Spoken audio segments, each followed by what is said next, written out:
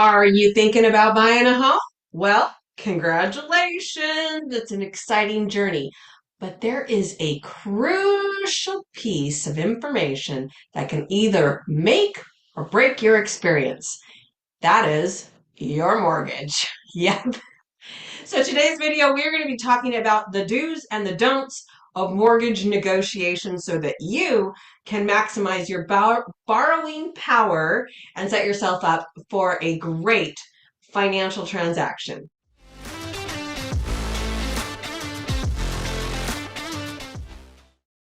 Hi everyone, I'm Katie Evans, owner and lead agent of the Living 48 real estate team. Welcome back to another one of our weekly videos. Every week we talk about something that is important to the real estate market. And today we're talking to the buyers, and we are talking about our mortgage do's and don'ts so that we can help you absolutely maximize the borrowing power that you possibly have. All right, so let's jump right in and talk about these. So the first thing that I want to talk about today is doing your homework. Yeah, I know. Do your homework. So I want you to think about this as kind of like prepping for a big test. Yeah, I know that sounds like not very much fun, but it's going to be really, really important, and it's going to take you a long way in the conversations that you're going to be having with mortgage professionals. So as a part of that homework, I want you to start by researching what the current mortgage rates are, knowing what the market trends are, knowing what the trends for the mortgage rates are, knowing what goes into all of that is going to help you spot a great deal when it is presented to you. All right. Then I want you to go in and check your credit score. Any of the credit scores, all of the credit scores, okay? But we want to know, where is your credit score? A higher credit score means that you're going to get better rates. So we want to do everything that we can do to make sure that we've got the highest credit score possible. And if our credit score is too low, we want to make sure that we're doing the activities that are going to get that credit score up as quickly as possible. All right. And then lastly, I want you to understand what your options are. There are fixed rate mortgages. There are adjustable rate mortgages. There are even interest only mortgages. Each one has its pros and its cons.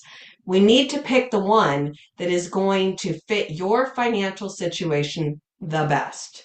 All right. So make sure you understand what each of those loan programs has to offer and which one is going to work for you best in the long run. All right. Point number 2, go shopping. Absolutely. I know. You're not going to hear that from many real estate professionals, but this is what I want you to do. I want you to go shop around. I do. I don't want you to settle for just the first lender that you talk to. Now, if you ask me for my referrals, I'll probably send you 3, 4, 5 even. Go shop them. Go see what they have to say for you. Get quotes from multiple sources, including your credit union and your bank. All right. Now, I have some feelings, and I will talk you through some of those feelings if we're working together around working with some of the big banks. But sometimes they've got the best programs and they've got the best rates. And as your real estate agent, I will suck it up and I will work with them. All right. But go around and do your research even with the lender themselves. So now that you've got this like market knowledge, you know what the going rates are, you know what your credit score, you know what all these things, and you've started talking to a bunch of different mortgage professionals, I want you to use this phrase. I want you to say, this lender offered me this rate. Can you beat it? And then let's see what they have to say. Because many times they'll actually have some wiggle room in that and they can beat it. So I want you to go out there and ask that question. The key to all of this is being very, very, very proactive. The more options that you explore, the more understanding that you have, the better chances are that you're going to lock in the most favorable rate that you can get in the best program that you can get. All right, now, third point, understand the fine print. A, read the fine print. B, understand the fine print, okay? I want you to watch out for hidden fees, specifically things like a prepayment penalty or a balloon payment. Those things are going to sneak up on you later, and you're not going to be happy that they're in there, okay? So make sure that you're understanding that fine print. I want you to make sure that you clarify with the lender all the terms before you sign the dotted line. Do not be afraid to ask the questions. The only dumb questions are the ones that don't get asked, okay? So this is your money. This is your financial future. You make sure you understand what's happening. All right, point number 4. These are the don'ts, okay? I just told you all the do's. Now we're on the don't side, all right? The don'ts. I want you to avoid these financial missteps. We're going to flip the scripts. Do not overextend your budget. All right. Some of the worst advice I think people can tell you is to stretch. Get as much as you can. Buy the biggest house you possibly can. Stretch, stretch, stretch. Okay. It's so tempting to stretch for your dream home, but you have to make sure that those monthly payments leave you room for your life and for life's unexpected expenses. They just happen. They just happen, okay? There's no way that we're going to guarantee you from this point forward, no craziness is ever going to happen that's going to need an extra $1,000. So don't overextend your budget. Number 2, don't make any major financial changes before closing on your house. This is what I mean by that. Don't go out and buy a new car financed. Don't go open a new credit card. Don't change jobs. Don't go out and put the new washer, dryer, and refrigerator for the house on a credit or a line of credit. Anything that is going to change with your loan, that's going to mess with your loan approval process, that's going to change your debt to income ratio, don't do it. It's super tempting, but don't do it, okay? If there is any question of doing something that is outside of your normal budget things, the way you live your life every single day in and day out, do not do it. Call your lender, call your realtor, double check. Okay, and finally, do not skip locking in your interest rate.